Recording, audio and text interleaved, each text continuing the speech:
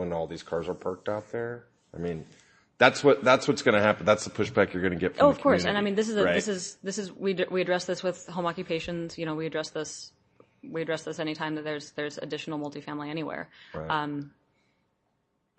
I'm not going to sit here and say that people aren't going to park on the street, and I'm certainly not going to say that people aren't going to be upset or impacted by that. On the other hand, we have some of the largest or widest residential streets in Central Oregon that appear to be about 60 feet wide. So, I mean, it's a balance issue. And so what we're trying to not overpark these, meaning require way too much parking. And we're trying to avoid not requiring any parking. So we're trying to find that sweet spot. Understanding that these are going to be used with people who likely will just have one car, and or no car. They're not going to have, 3-4 people living there with a couple teenagers. It's just not likely to happen. So, it's a balance. And, I can say that we're trying to provide the parking on site so the ADU residents can park there, and then the on-street parking is reserved for, dare I say, other members of the public. Birthday parties. Right. Is parking allowed in the front yard setback per the development code as it is now? It's not addressed currently. That could be a way to solve it, so you don't have all these people parking in the front of houses. But then again, it just becomes a code enforcement issue. Certainly, and like I say, if the commission would like to provide some kind of surface requirement so that to get at the driveway issue, right, so that there is a clear distinction between where a car should be and where a yard should be, that's certainly something that we can provide as well. Yeah, some sort of a defined parking area. Okay. So that it isn't just, Yeah. Which brings us to the reason that Director Hurd is here, besides all of his provocative questions. Are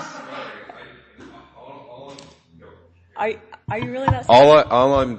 I just envision your phone calls and having to follow up and deal with all that and all that extra time and having to explain the rule to everybody, and then people going, well, I just don't like that, That's all. Staff. How do we word it to eliminate that?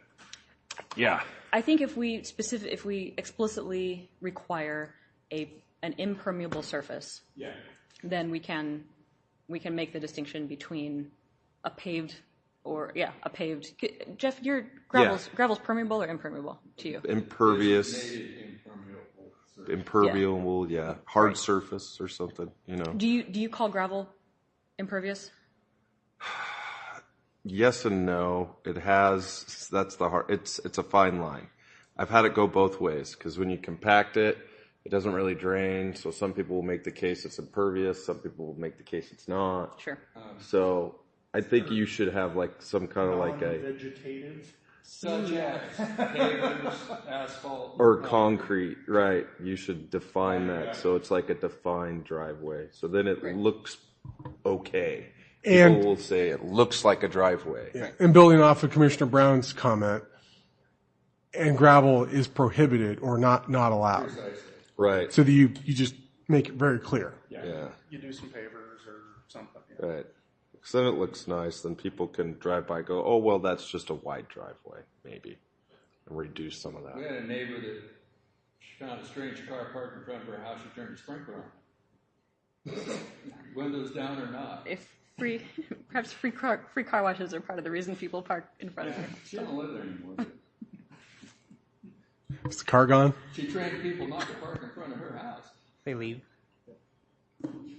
All right, so we got some good feedback tonight. We know about the parking issue or concern, and some other things. So let us fall back. Let's take your comments and do our best on addressing them and bring it back to you for additional consideration. You want to hit SDCs real quick? Sure, Jeff. Please. You want to talk about SDCs? Sure. Okay, so the difficult thing with the SDCs is, okay, so you're going to add another home, right? Basically, you're adding a home. So when you look at, the wastewater, the water, those ones are easy, right? If you're hooking up to the existing sewer, you're not really changing anything. So there's really no change. There's no additional SDC. Parks, stormwater, it's easy. You're adding a unit. There's a park SDC, stormwater, you're increasing your footprint. It's when you get to the transportation is the hardest one, is how much actual impact does it have to the transportation system for an ADU? And that's where we're kind of stuck, because every jurisdiction's doing it differently, because they don't really have anything to kind of really look at it. Some of them are, what were they were assessing them as like a hotel unit or apartment unit, like it's an apartment complex. Some of them are just flat out saying we're not even going to look at it because we don't think it impacts it. So at this point, what we're saying is, okay, until there's more data, to really see, because if you look at a rental, say if it ends up being a rental, right? That doesn't act like a single family dwelling, because maybe they're there part-time, or it's like an Airbnb or a grandmother house, where they don't travel anywhere. It's really hard to pinpoint what's a fair, trip assessment. So right now we're going, maybe we should just kind of not assess until we have more data. So if they come in at this point, we just kind of let them go, treat them as they're not an impact to the system, that they are just an added room, until we really know how it's going to affect it. And then we could come up with a reasonable rate for them. Could we look at it like on a new construction basis? Like existing house is 1,800 square feet. Right. They're adding 600.